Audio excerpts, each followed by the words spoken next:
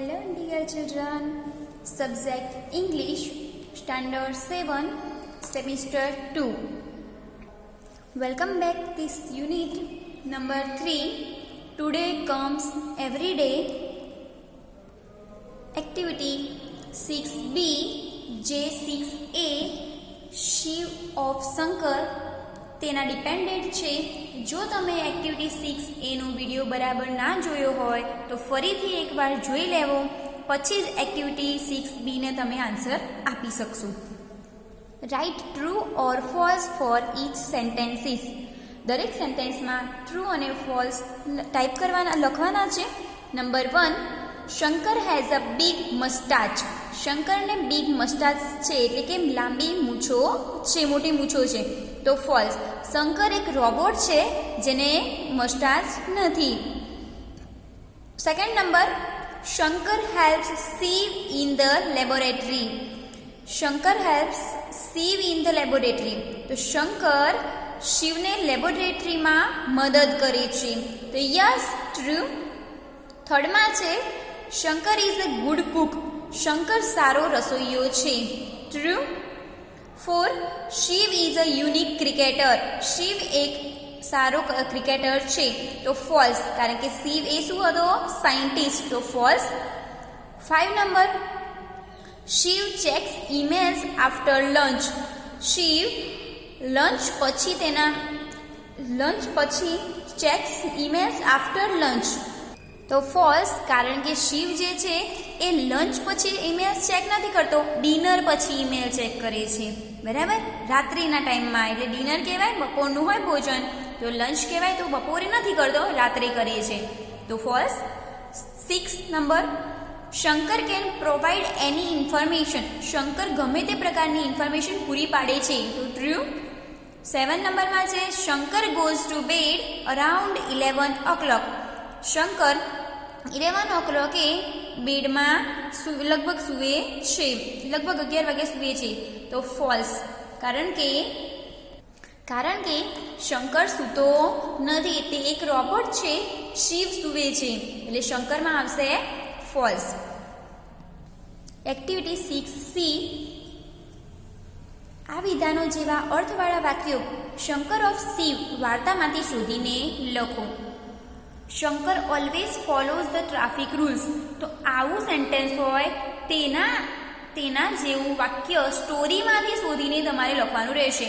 જેમ કે આ સ્ટોરીનું સેન્ટેન્સ છે નીચે લખેલું, he never breaks the traffic rules. તો આ બુકનું સ્ટોરીનું છે, એક્ટિવિટી 6 એના આધારિત. સેકન્ડ નંબરના હવે બાકીના તમારે જાતે શોધવાના રહેશે. Shankar can cook good food. તો Shankar is a good cook. Number 3, Shiv does not get up late in the morning. તો Shiv gets up early in the morning, meaning એ જ થાય છે. Number 4, it will be kind with the children. It will never be angry with them.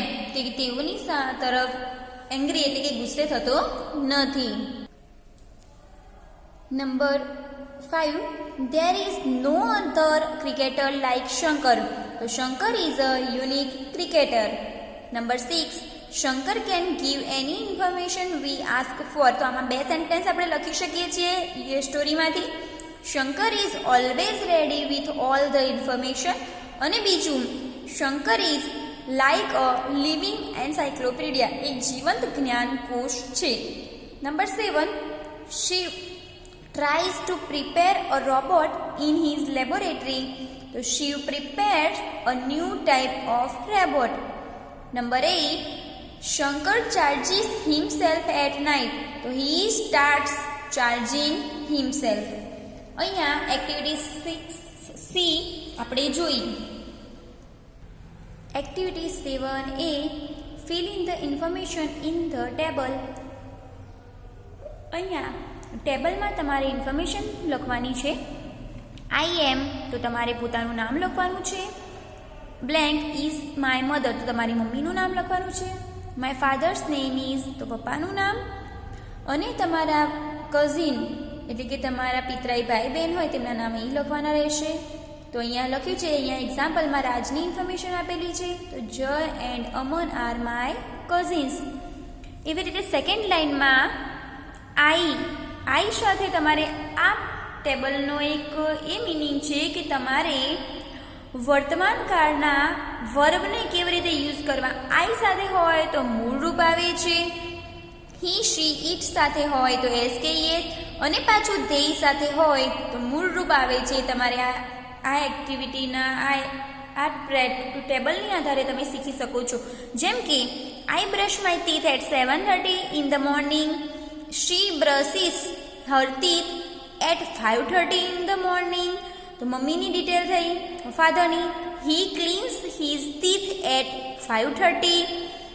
And તમારા cousin તો they brush their teeth at 6.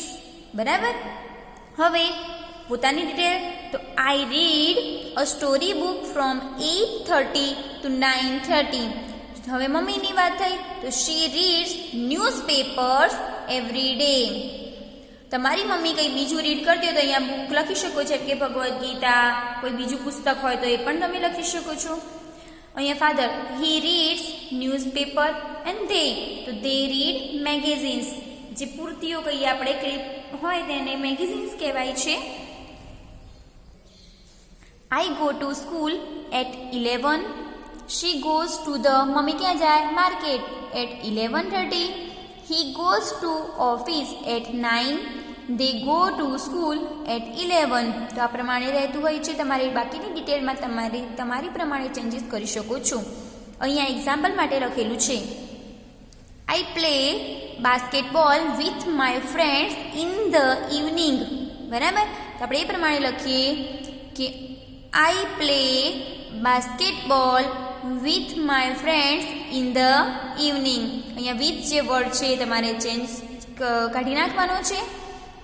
She goes for a walk in the evening. તે સાંજે ચાલવા જાય છે, એટલે કે મમ્મીની વાત છે. He watches TV in the evening. પપ્પા રાત્રે ટીવી જુએ છે તો watches. They go to the garden in the evening. તેઓ સાંજે ગાર્ડનમાં જાય છે. I watch cartoon on television. She watches serials on TV. He watches news on TV. They watch films on TV. Last છે I sleep at 10. She sleeps at 11:30. He goes to bed at 11:30. They go to bed at 10:30. તો અહીંયા મેં પહેલાં પણ કહ્યું હતું કે આઈ સાથે તમારું વર્બ આવશે મૂળરૂપ. હી કે શી એટલે કે મમ્મી કે પપ્પાના નામમાં તમે જોયું હશે કે એસ કે યસ રૂલ્સ પ્રમાણે લાગતું હોય છે. અને ધ્યેય સાથે કોઈ જ વર્બને એસ કે યસ લગાડવામાં આવતું નથી, મૂળ રૂપ લગાડવામાં આવે છે. Activity 7B.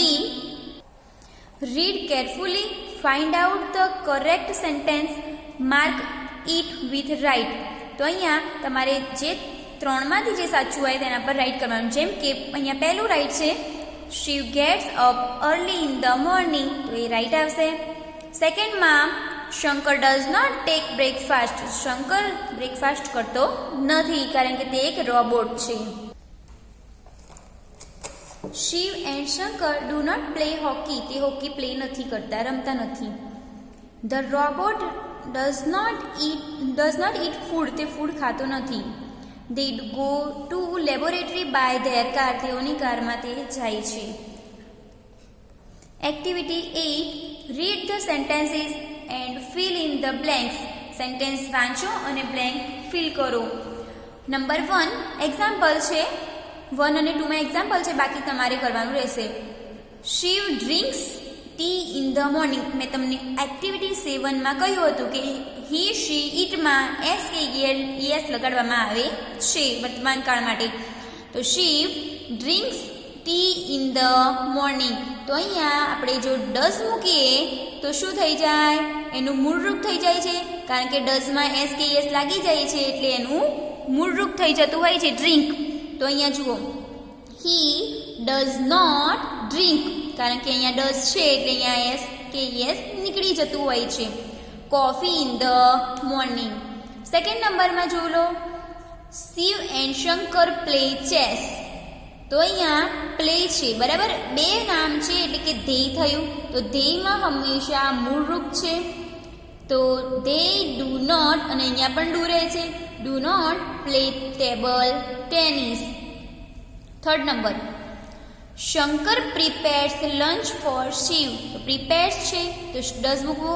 તો શિવ એનું નેગેટિવ સેન્ટેન્સ બનાવે છે. Shiv does not prepare lunch for Shankar. Number 4, Chandni ma'ams teaches us English. અહીંયા મેમ્સ આવે છે, અહીંયા તમારી ટેક્સ્ટબુકમાં મિસ્ટેક છે. ચાંદની મેમ ટીચીસ, અહીંયા એમ કરવાનું રહેશે. Ma'am teaches us English. તો અહીંયા ટીચીસ છે એટલે ડઝથી બનાવ. તો શી ડઝ નોટ, પછી અહીંયા ટીચ કરી દેવાનું, ડઝ કર્યું એટલે, અને અહીંયા સબ્જેક્ટ ચેન્જ કરી દઈએ, અસ સાયન્સ. તો તે સાયન્સ ભણાવતા નથી. Number 5, students read magazines in the library. તો અહીંયા સ્ટુડન્ટ્સ છે એટલે ધેય થયું. તો they do not read text books there. તેઓ ટેક્સ્ટ બુક રીડ કરતા નથી. Number 6, Shreya sings bhajans in the morning. તો અહીંયા she does not sing in the evening. તો અહીંયા આવશે ડઝ નોટ સિંગ, બરાબર.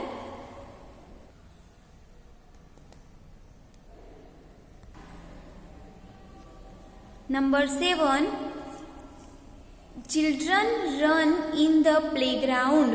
અહીંયા રન આપ્યું છે એટલે આપણે અહીંયા રન મૂકીશું, કારણ કે ચિલ્ડ્રન છે એટલે બહુવચન એટલે કે ધેય થયું, એટલે મૂળરૂપ ડુ અને રન. તો they do not run on the road. તેઓ રોડમાં રન કરતા નથી. નંબર 8, ફાધર, અહીંયા રીડ્સ આપ્યું છે. Father reads newspapers in the morning. તો અહીંયા ડઝ અને રીડ.